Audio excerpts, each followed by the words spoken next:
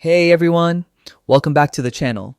If you're new here, I'm glad you stopped by because today I'm showing you at exactly how to add a all cover image in WordPress the right way in 2025.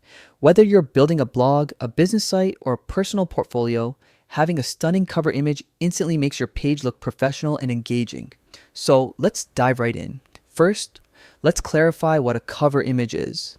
In WordPress, a cover image is a large, attention-grabbing banner section, usually at the top of your post or page. It's often used to introduce the content with an image, color overlay, and sometimes text or buttons on top. Think of it like a hero section that sets the tone for your page. All right, let's start.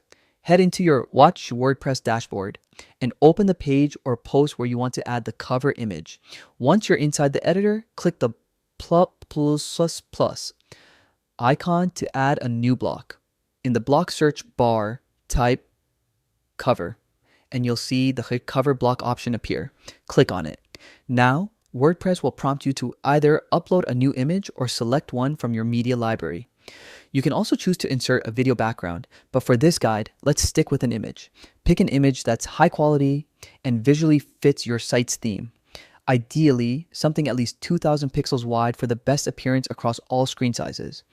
If you want your cover image to stretch edge to edge, select the block and click the full width or wide width alignment option in the toolbar.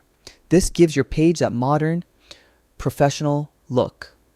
For advanced users, if your theme supports it, you can even add parallax scrolling effects where the background image moves slower than the text as users scroll. It's subtle, but it adds a premium touch. Once you're happy with everything, click Update or Publish and preview your page. You'll see your new cover image live, giving your site that instant visual boost. And that's it. You've successfully added a cover image in WordPress, the quick and foolproof way for 2025.